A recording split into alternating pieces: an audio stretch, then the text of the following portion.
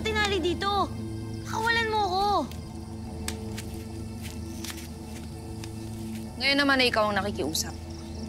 Pasensya ka na, ngunit hindi ako mabilis maawa. Halata nga. Huwag mo nang piliting makatakas, hindi ka naman makakaalis dyan eh. Mabutit binihat mo ang isang to. Mahal na Reyna, mabuti naman at nakabalik ka na. Anong nangyari sa Lireo? Bumagsak na ang Lireo at hawak na itong muli ni Amihan. Ami Salaesh, my lord! Go, Amihan! Go, Amihan! Sheda! Wala kang silbing nilalang. Kaya't mabuti na lamang at paslangin na lamang kita.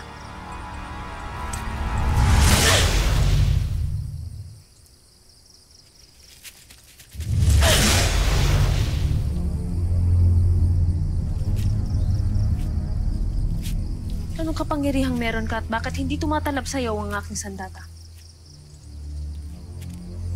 Sumagot ka! Anong uri ka ng engkantada at bakit hindi kita mapaslang? Hindi ito ang unang pagkakataon na to, Ashley. Ilang beses mo na akong pinagtangkaan, pero hindi mo talaga ako masaktan.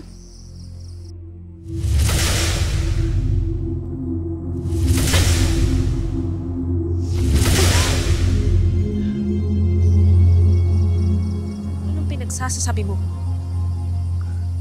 Wala talaga kayong maaalala dahil sa sumpa ni Ethel. Hindi niyo ako makikilala dahil sa kagagawa niya. Kaya tama na. Kasi meron din talaga akong kapangyarihan dahil kadugo niyo ako ng mga kapatid mo. Kaya huwag na kayong magtaka at pakawalan niyo na lang ako dito. Hindi ko nauunawaan ang mga sinasabi mo, kaya't manahimik ka na lamang. Hindi mo siya pakakawalan hanggat hindi ko natitiyak kung saan siya galing at kung sino talaga siya.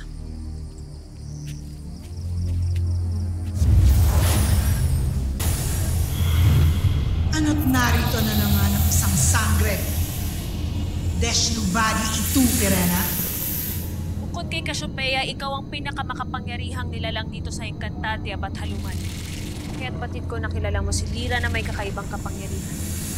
Hindi ko siya nagawang pastangin kanina, kaya't sabihin mo sa akin kung sino siya, kung saan siya galing at bakit may kakaiba siyang kapangyarihan. At sa akala mo ay sasabihin ko sa iyo ang nalalaman ko? Hindi, Pirena.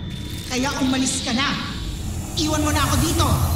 Sa mga tinuran mo ay binibigyan mo lamang ako ng pagkakataon upang magduda. Bakit hindi mo sabihin sa akin kung saan siya nanggaling? Sheda! Eftedan eduvisti adio! Umalis ka na dito sa Eteria!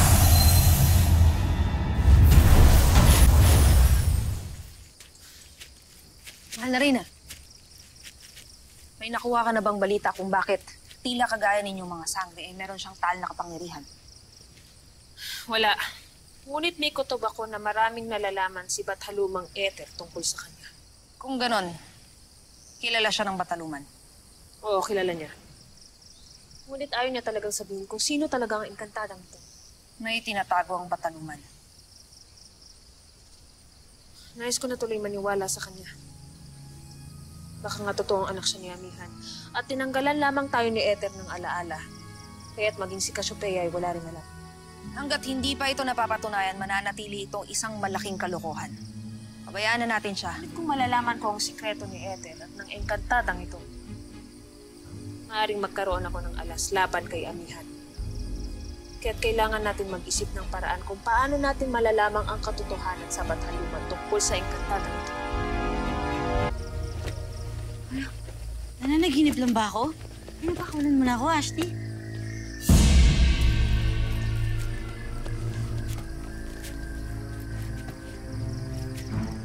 Totoo nga bang anak ka ng aking kapatid o niloloko mo lamang ako? Alam ni Ether yun, ba't hindi siya ang tanongin niyo? Hindi siya umaamin sa akin, kaya't nais kong patunayan mo kung nagsasabi ka sa akin ng totoo.